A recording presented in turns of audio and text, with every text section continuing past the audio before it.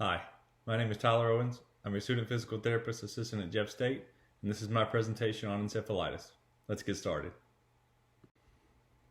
Encephalitis is an acute inflammatory condition of the brain tissues. It's normally either caused by a virus or bacteria or fungus, with viral causes being the most prominent, and is marked by inflammation primarily in the gray matter of the central nervous system. Encephalitis can be broken down into two major types. So there's primary encephalitis and secondary encephalitis. With primary encephalitis, the condition occurs when the virus or other agent directly infects the brain. The infection may be concentrated in one area, or it could be widespread. A primary infection may be a reactivation of a virus that's been inactive from a previous illness. And with secondary encephalitis, it occurs when an infection starts elsewhere in the body and then travels to the brain and starts attacking cells there. It can be caused from an infection or a vaccine or even cancer. Pathology of this condition starts with microbial invasion. Then you either have to cross the blood-brain barrier or it has to enter via direct entry. Then you start to have microbial growth and multiplication in the cerebral tissue itself. And then you get inflammation in the brain tissue and neuronal cells. Then you start to have local necrotizing hemorrhage that becomes more generalized. And because of the hemorrhage, you have edema and increased intracranial pressure, which leads to progressive deterioration of nerve tissue and eventually nerve tissue death. Symptoms of encephalitis may develop in hours or even weeks after initial exposure. Some of these symptoms include fever, headache, and brain aberrations such as disorientation, neurologic defects, or seizures. The increased intracranial pressure may result in alteration in consciousness, nausea, and vomiting. There may be bizarre behaviors and personality changes that may be present at the onset.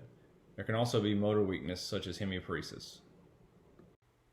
Other symptoms of this condition include visual field defects of the superior quadrant, nystagmus, decreased ocular motor movements, hearing loss, aphasia or dysphagia, ataxia, and paresthesia, which is the numb, tingly feeling after you've fallen asleep with your arm in a weird position. For diagnosing encephalitis, an MRI is going to be the most accurate imaging technique. MRI and CT can be used to help rule out elevated intracranial pressure. They're typically done before a lumbar puncture is performed, and brain imaging is used to search for encephalitis-related abnormalities, rule out other illnesses, and determine whether the lumbar puncture is safe to proceed. And once a lumbar puncture is done, that's when they do the evaluation of the cerebrospinal fluid. It's used to detect leukocytosis, increased mononuclear cell pleocytosis, increased proteins, and normal or slightly lowered glucose levels. You can also do blood examinations for sugar levels, urea, checking for electrolytes, and metabolic products. Urine examination, toxicology study, and virological studies can also be performed, as well as an EEG. With encephalitis, people can have varied degrees of changes in cognition, which might make it difficult for them to carry out activities of daily living. Each person's cognitive deficits will be unique depending on the encephalitis type and the affected brain systems. Emotional and behavior changes, such as increased anxiety, aggression, depression, mood swings, and impulsiveness are also possible. Some physical issues people have following encephalitis are fatigue, general muscle weakness, difficulty controlling body movements, and sexual dysfunction. Changes in thoughts and behavior and emotions are also common with encephalitis. Rehabilitation plans, including physical and occupational therapy, can help manage cognitive issues and enhance daily functioning. Prognosis of encephalitis due to viral agents is good. Most patients with viral encephalitis recover without any chronic sequelae. Most of the time it resolves without specific treatment within 2 weeks. With bacterial infection, it's more severe and may result with brain damage, hearing loss, learning disability, and can even also cause death. Fungal infections are much less common than the other two infections, and it's rare in healthy people, but it's more likely in persons who have impaired immune systems. Pharmacological management of encephalitis can include anti-inflammatory drugs and antipyretics, such as acetaminophen, ibuprofen, and naproxen sodium. These can help relieve headaches and reduce fever. Some antiviral drugs are acyclovir and ganciclovir. Apologies if I messed those up. Other common medical treatments include mannitol or glycerol to help reduce intracranial pressure. Diuretics may be used to reduce risk of cerebral edema. Corticosteroids and antibiotics may also be used. Vitamin and mineral supplementation, as well as IV fluid therapy and dopamine, can be given to help treat shock and fluid electrolyte imbalances. The most common long-term complication after encephalitis is seizures, so anticonvulsive drugs may be given to those patients. Non-pharmacological management can include physical therapy to help improve strength and flexibility of muscles. Also, it can be used to maintain balance, motor coordination, and improve mobility in patients. Occupational therapy can help develop skills needed for everyday activities. In some cases where encephalitis causes speech-related problems, speech therapy can help a patient relearn muscle control and coordination to produce speech. Psychotherapy can be used to address personality changes or improve mood disorders. Using the Nagy model, we can look at some physical impairments, functional limitations, and disabilities that patients with encephalitis have. For physical impairments, patients often have pain, fatigue, general muscle weakness, hormonal and sensory changes, and changes in sexual functioning. Functional limitations they may often have include difficulty with controlling body movements, difficulty with cognition, difficulty with speech, and difficulty with activities of daily living.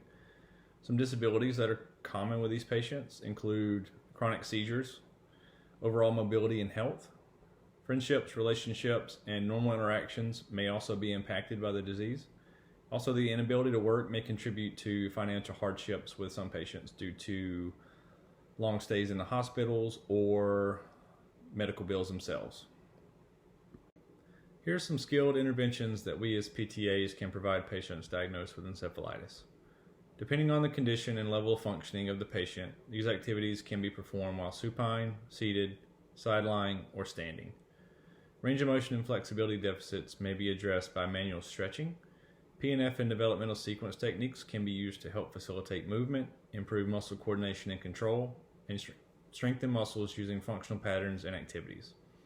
Resistive exercises using weights, bands, or machines can be used to improve muscular strength. Strength gains can also be achieved through functional training, such as transitional movements, sit-to-stand transfers, and ambulation. Combining strength training with task-specific practice is an important strategy to help transfer gains to functional skills. Recovery of walking ability is an extremely important goal for many patients.